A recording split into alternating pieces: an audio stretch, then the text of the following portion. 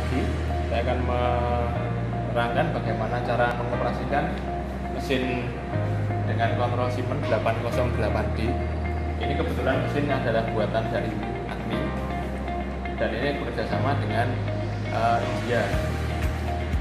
Akan kita mulai dari menghidupkan mesin, kemudian operasional tombol dan setting alat potong. Mulai menghidupkan mesin, kita hidupkan terlebih dahulu.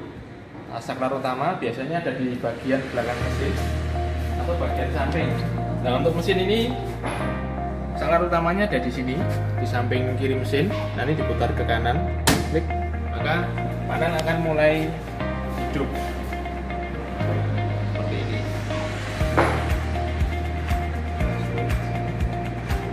Setelah mesin hidup, maka tampilan akan seperti ini. Bisa didekatkan. Di sini ada status emergency karena tombol emergency masih dalam kondisi terkunci. Makanya harus dibebaskan terlebih dahulu, diputar ke kanan. Kemudian di sini statusnya drive not ready, artinya komponen untuk elektrik motor itu belum masuk ke mesin, maka harus dipencet dengan tombol reset. Oke, kalau seperti ini berarti sistem sudah bisa digunakan. Nah, akan saya jelaskan beberapa panel di sini, fungsi-fungsinya. Panel ini terbagi menjadi dua. Yang pertama bagian atas ini yang ada monitornya. Di sini adalah panel untuk input. Isinya adalah untuk input data, kemudian untuk input menunya. Kemudian untuk yang bawah ini adalah panel operasi. Kalau dalam bahasa aslinya itu disingkat MCP atau mesin kontrol panel. Ya, nanti di sini akan digunakan untuk menentukan operasi-operasi yang akan digunakan. Misalnya di sini auto digunakan untuk mengeksekusi program. Kemudian di sebelahnya ada single block.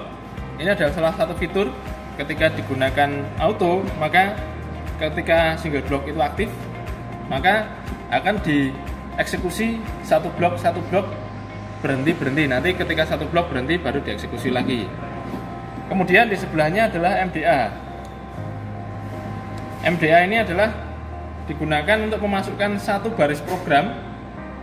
Misalnya ketika kita hanya menghidupkan spindle saja atau menggerakkan ke salah satu sumbu saja secara program, itu dengan MDA.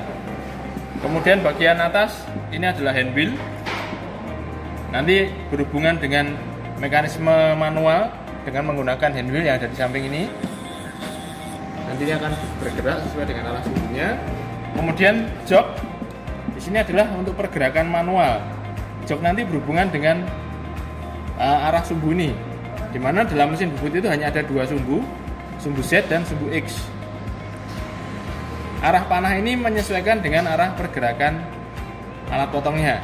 Jadi kalau ke kiri ya ke kiri, ke kanan, ke atas, ke bawah. Kemudian ref point ini untuk menunjukkan sistem referensi mesin. Jadi nanti setiap mesin pasti ada titik referensinya. Lalu di bagian sebelahnya ini tombol-tombol operasi, diantaranya lampu, kemudian pendingin, lalu penggantian tool secara manual. Di sini untuk mengaktifkan cak, tetapi di sini karena menggunakan cak manual tidak digunakan. Lalu di sini masih berhubungan dengan cak, ini juga tidak digunakan karena caknya manual. Lalu di sini tailstock, karena kebetulan mesin ini juga tidak ada tailstock, maka tidak digunakan. Lalu ini adalah panel arah sumbu. Lalu di sebelahnya adalah selektor yang digunakan untuk mengatur besaran spindle. Yang ini spindle, persentase spindle semakin besar ini 100%, ini lebih dari 100%. Lalu yang sebelah ini adalah untuk pitching atau asutan atau pergerakan. Nah, ini bisa sampai 120%. Kemudian di bawah ini untuk menghidupkan spindle secara manual. Ini berlawanan arah jarum jam, ini arah jarum jam. Kemudian ini tombol reset, tombol cycle stop, dan tombol cycle start. Untuk bagian atas ini panel untuk input data. Lalu yang terpenting digunakan adalah di sini untuk pada bagian mesin untuk menampilkan desktopnya, lalu program manager untuk menampilkan program-program yang mau dipilih. Kemudian pada bagian program digunakan untuk mengedit atau menulis program baru. Kemudian pada bagian offset digunakan untuk setting alat potong dan setting benda kerja.